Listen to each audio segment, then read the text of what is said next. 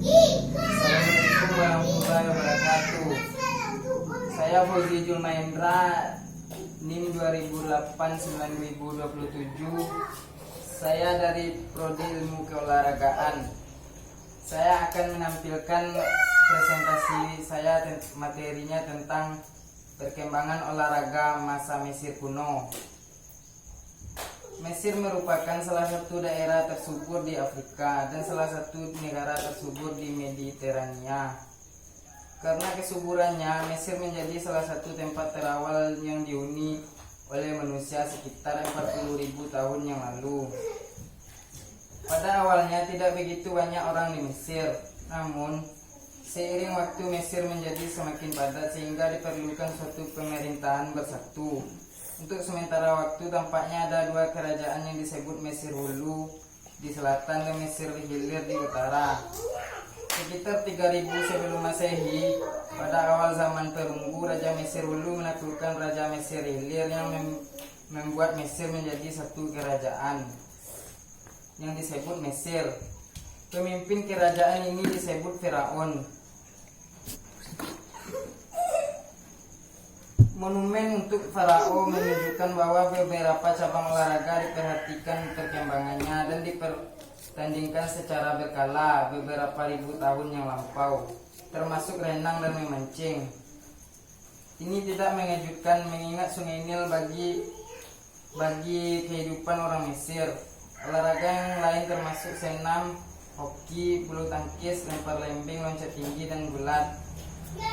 Berikut beberapa penjelasan tentang jenis-jenis olahraga di atas. 1. Senam. Sejarah perkembangan senam erat sekali hubungannya dengan perkembangan pendidikan jasmani dan pendidikan pada umumnya. Sejak dahulu, para ahli filsafat percaya bahwa tingkat kesegaran jasmani masyarakat, istilah sekarang, menurun, maka tingkat pendidikannya juga akan menurun. Bila hal ini terjadi, maka para pendidik harus mengarahkan perhatiannya pada faktor peningkatan kesegaran jasmani nasional. Kenyataan yang berusaha memasukkan senam dan pendidikan jasmani ke dalam kurikulum sekolah adalah para ahli filsafat dan pemimpin masyarakat. Senam pada masa Mesir 2000 sebelum Masehi, para ahli berpendapat bahwa berdasarkan penemuan-penemuan pada peninggalan bangsa Mesir yang terdapat dalam piramida-piramida, senam telah menjadi kebudayaan penduduk. 2. Hoki. Ada dua sumber asal-usul hoki, yaitu Persia kuno dan Mesir kuno.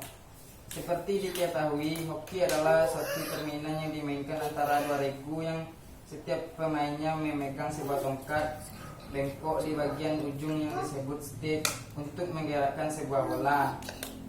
Teori lain menyebut asal-usul hoki adalah permainan polo, yaitu hoki berkuda. Polo memang sudah dikenal sejak lebih dari 5.000 tahun yang lalu di Persia kuno dan merupakan olahraga kaum bangsawan.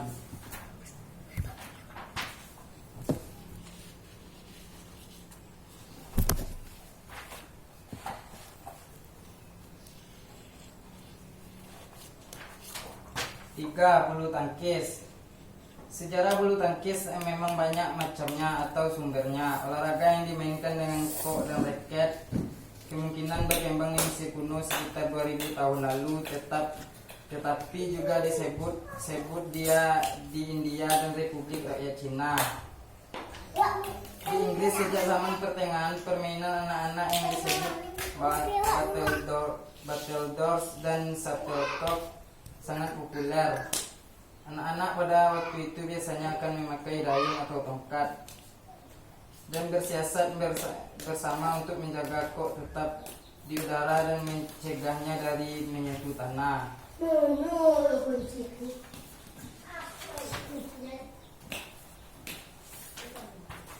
4. Renang. Renang telah dikenal sejak masa prasejarah. Lukisan dari zaman batu telah ditemukan di dalam gua para perenang dekat Wadi Sora atau Sura di bagian barat daya Mesir. Referensi tulisan yang berasal dari 2000 tahun sebelum Masehi tersebut termasuk Gilgamesh, Iliad dan Odyssey, Injil, Beowulf dan hikayat lainnya. Pada tahun 1538, Nicholas Windman, profesor bahasa berkebangsaan Jerman, menulis buku renang pertama kali yang berjudul Kolymbethes. Kompetisi renang di Eropa dimulai sekitar tahun 1800, sebagian besar menggunakan gaya dada. Gaya bebas yang kemudian disebut The Tradgen diperkenalkan pada tahun 1973 oleh John Arthur Tradgen, menirunya dari orang Amerika asli.